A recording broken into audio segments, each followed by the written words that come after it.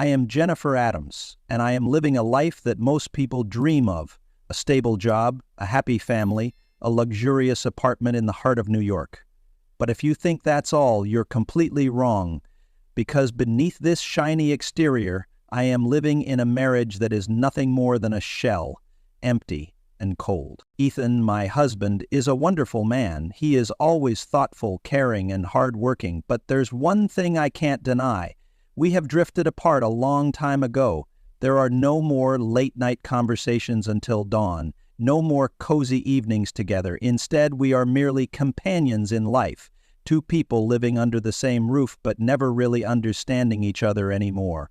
There's something wrong with Nora. Every night, when Ethan comes home from work, I always try to make the perfect dinner, but that can't hide the fact that my heart is no longer in this. Sometimes I look at him and wonder, could we ever go back to the way we were? But then everything changed when I met David. I met David for the first time at a company event. He was the kind of man I couldn't help but notice. Tall, confident, and especially those eyes, full of charisma, as if he knew exactly what he wanted and could achieve anything.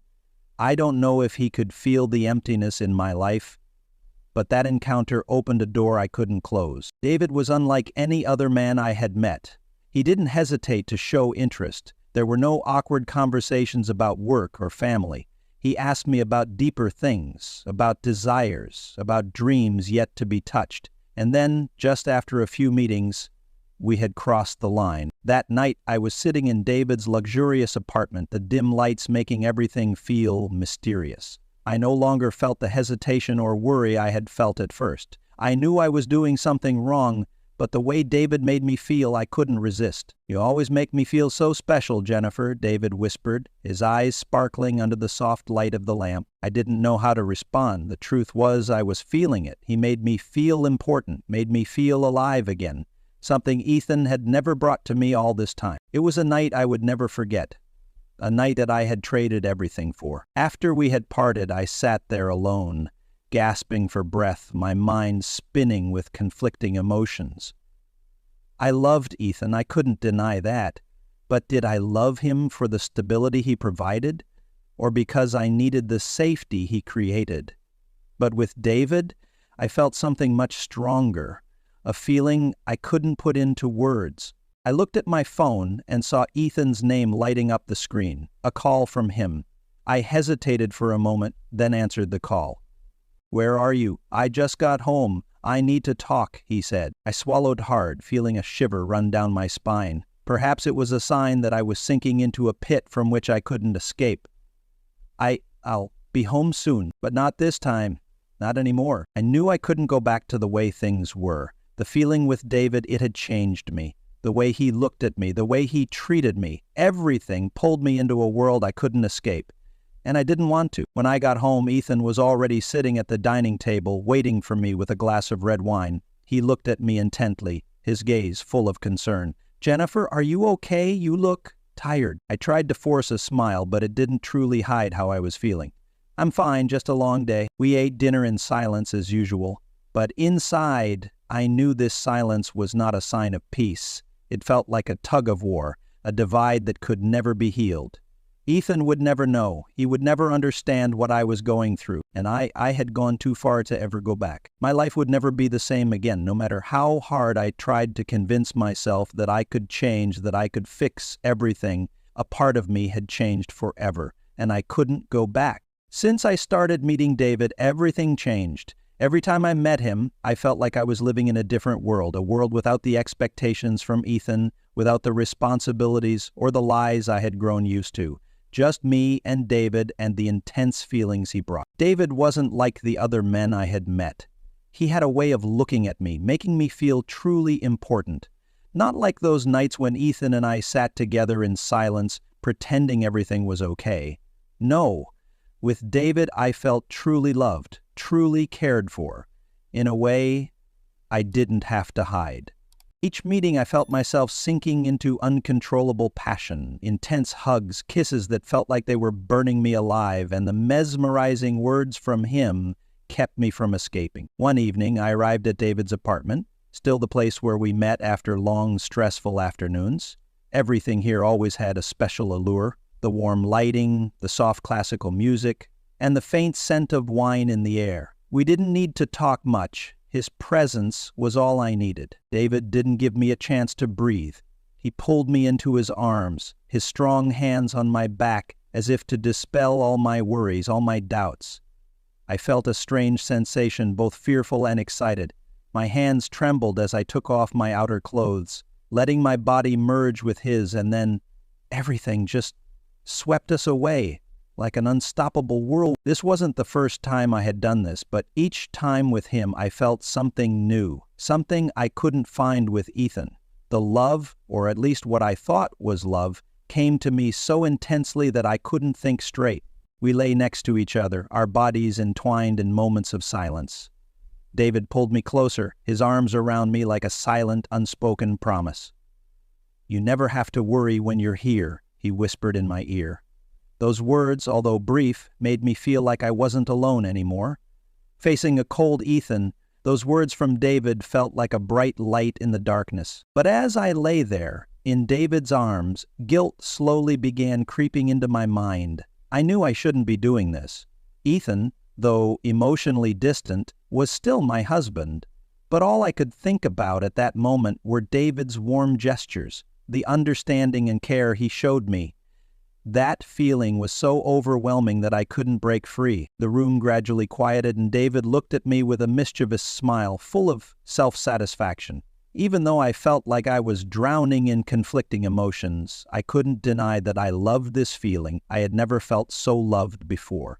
Everything around me, including my family life, work, and relationships, had become a chaotic mess with nothing clear anymore. The closer I got to him, the more I felt like I was losing myself. David's charm, his magnetism, was like a vortex, pulling me in, giving me no chance to think again. I wanted to escape, but I couldn't. Every night spent with him was a form of running away, a temporary relief from the pressures building up in my life. Once again, I sat across from David, a glass of red wine in hand. His eyes were fixed on me as if he knew exactly what I was thinking. I didn't want to continue this, but I couldn't stop. "Jennifer," he said in his warm voice, "you don't need to worry. I'll give you everything you want." Those words were like a promise I couldn't refuse. And I knew I had gone too deep into this relationship to turn back. I could lie to Ethan, I could pretend everything was fine, but deep inside I knew exactly what I was doing. That morning I woke up in a room flooded with sunlight. David was no longer by my side, but I could still feel his warmth, like an indelible mark on my mind. I got up, dressed, and prepared to leave. Before walking out, I looked around the room one last time. This was the place I never wanted to leave. But I knew if I didn't leave now, I would never be able to return to the life I once had. Ethan was still at home, waiting for me. But I couldn't go back. Not anymore. I no longer knew what I was doing. Everything between Ethan and me seemed like superficial encounters, questions asked out of habit, and the cold embraces we shared when passing each other at the door. I no longer felt a connection, and I slowly realized I was living in a relationship that was just a shell. That's why I turned to David, to feel alive again, to feel loved, desired. I thought I could control everything, that I could clearly separate the two worlds, family and the intoxication in David's embrace. But I was wrong. That day, when I walked into David's apartment, feeling light after our recent meeting, I sensed something unusual. The room still held its usual allure, but there was something in the air that made it hard for me to completely relax. David wasn't there like usual. A message on my phone suddenly rang, and that's when I realized everything had changed. A message from Ethan. I sighed, unlocked my phone, and read it. "I know everything. You can't run forever, Jennifer." My throat tightened, and my heart seemed to stop. This wasn't a threat. It was more like a warning, the shadow of the truth slowly surrounding me. I knew Ethan knew, but I never imagined he would react like this. At that moment, I panicked completely. David still hadn't arrived, but I could feel the coldness in the room. The fear surged within me, as if I was walking into a windowless room with no way out. I tried calling Ethan back, but he didn't answer. Another call, and then he called back shortly after. His voice, no longer soft as usual, was full of sternness. Jennifer, stop pretending. I know everything. Everything you've done with David has been recorded. It felt like a bomb exploding in my head. I couldn't believe what I was hearing. He had been watching me? He knew about the meetings with David? Ethan continued, not giving me a chance to respond. I've sent everything to your company. Videos, messages, everything. They'll get them this morning. My throat went dry. In those moments, I didn't know what to do. Everything I had once had, everything I thought was safe, was now being threatened. Ethan had not only informed me that he knew everything, but he had taken it further. He had sent all the evidence of our affair to my company. "You can't do this," I yelled, even though I knew my shout wouldn't change anything. Ethan didn't react immediately, but I could feel the coldness in his words. "There will be no forgiveness anymore, Jennifer. You've chosen this path." It felt like I had been shoved into a box with no way out. In my mind, I imagined all my coworkers watching the videos, the messages, all the things I had tried to hide. Then the conversations with my boss, the looks from my colleagues judging me. Everything I had built now lay in ruins. When I got home, Ethan was standing there, staring at me. He didn't look angry, but he was calm. At that moment, I understood that he had controlled everything. He knew I couldn't deny it. I couldn't say anything, couldn't explain myself, because it had all been proven with evidence I couldn't refute. "Ethan, huh? I don't know what to say," I mumbled, my mouth dry. "No need," he said, his eyes showing no sympathy. "Everything has been made clear. I've called the lawyer. From now on, we'll communicate through them." My heart tightened. His words made me feel like I was standing on the edge, and everything would collapse in an instant. I could feel his indifference, as if all emotions had left him, leaving only anger and disappointment. But what hurt the most wasn't being caught. The most painful thing was that I had hurt him, the man I once loved, the man who had always been there for me all these years. And now I had lost him. When I walked into work the next day, I immediately felt the change. The atmosphere in the office was colder than usual. The scrutinizing glances from my colleagues made me feel like I was being hunted. They didn't need to say anything, but I knew everyone had found out. I couldn't escape their attention. This feeling, heavy and suffocating, made it hard for me to breathe. Suddenly, my phone buzzed. It was an email from my boss. I hesitated to open it immediately, but eventually I couldn't help but look at the screen. The email content was brief. "We regret to inform you that the company can no longer continue working with you." Everything started falling apart. My job, the career I had spent my life building, was now just a distant memory. A sense of confusion overwhelmed me, as if I were falling into an endless abyss. When I returned home, I knew nothing could be saved anymore. No more David, no more Ethan, no more job. I had lost everything because of one moment of weakness. When I sat down in the chair, an overwhelming sense of emptiness engulfed me. I knew I couldn't go back. I couldn't fix anything. Everything shattered like a tsunami. What I had once believed was certain in life was now just an irreparable pile of ruins. David no longer appeared, and his allure was now a faint, meaningless memory in my current life. And Ethan, he had completely changed. The man I had trusted, the one I thought would forgive me, had now become a cold, cruel person. When I saw Ethan standing in the living room, not saying a word, just with a cold, determined look in his eyes, I knew everything was over. He wasn't in a hurry, he wasn't rushing. Everything had been perfectly arranged, and he had decided what he was going to do.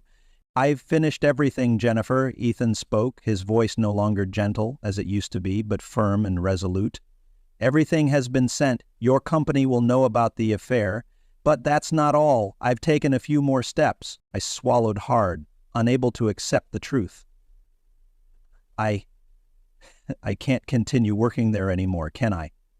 I tried to say each word, though I knew this question was just to soothe my mind. Ethan didn't answer, but the way he looked at me, his eyes full of sarcasm and bitterness, made me understand that my career was also over. But that wasn't all. "You don't understand, Jennifer," he continued, each word he said stabbing my heart like daggers. "I didn't just send the videos and messages. I've also called the lawyer and started the divorce process.